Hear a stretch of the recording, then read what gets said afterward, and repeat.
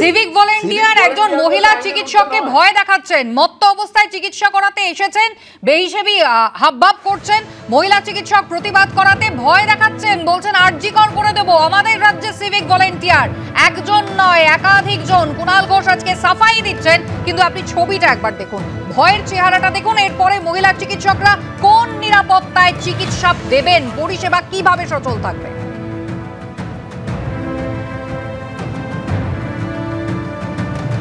গতকাল রাত্রিরে একজন মাতাল হচ্ছে যে সিভিক পুলিশ সুশান্ত রায়, সিভিক পুলিশ, তিনি এসে আমার মহিলা চিকিৎসককে বলেছেন আরজি করে যা হয়েছে সেই ঘটনা আপনার সঙ্গে করে দেবো এই বলে থ্রেট করেছেন।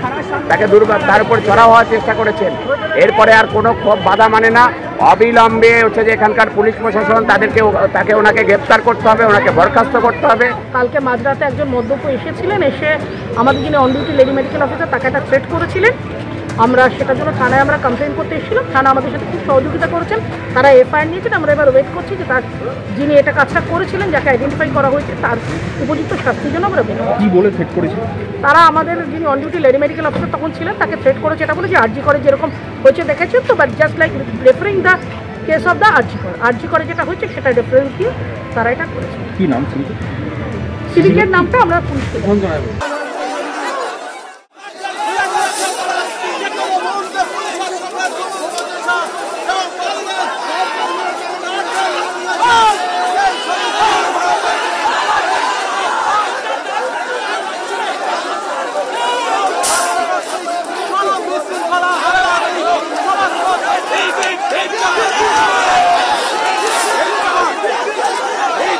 দফায় দফায় বিক্ষোভের ছবিটা গতকাল আমরা দেখেছি এবং সেই জন্য আজকে সকাল থেকেই আরজিকর মেডিকেল কলেজ হাসপাতালে সেখানে প্রচুর সংখ্যায় পুলিশ মোতায়েন করা হয়েছে।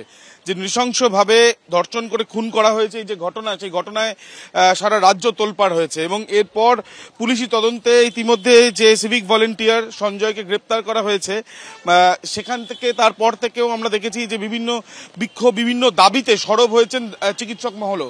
এবং একটা দেখা গেছে যে এই যে এত বিক্ষোভ বা এই যে একটা বিষয়ের সামনে এসছে, তাতে ভগবান সামা ক্যামেরা পার্সনকে বলবো দেখানোর জন্য যে যারা রোগীরা রয়েছেন তারা এখনো পর্যন্ত তাদের আত্মীয় স্বজনরা তারা এখানেই রয়েছেন এবং একদিকে পুলিশ পোস্টিং আলাদাভাবে ব্যারিকেডের সিস্টেম করা হয়েছে যাতে যারা রোগীরা এখানে যখন ঢুকবেন তাদের যাতে কোনো রকম সমস্যা না হয়।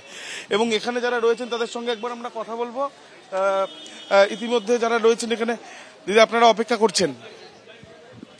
হ্যাঁ, আমরা অনেকক্ষণ ধরেই অপেক্ষা করছি।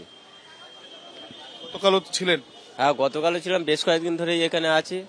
কোনো ডাক্তার আপাতত দেখছে না, পেশেন্ট ভর্তি আছে, চিন্তায় আছে আপাতত। আজকেও কি একই রকম?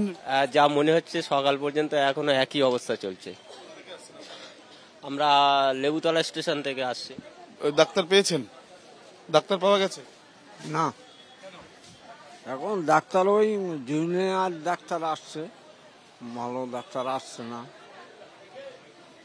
উদ্বিগ্ন পরিবার, আপনাদেরও কি একই রকম সমস্যার সম্মুখীন হচ্ছে? এই তো আমার ছেলে, আমরা সব এক। ডাক্তার এখনো কালকের থেকেই তো মোটেই দেখিনি।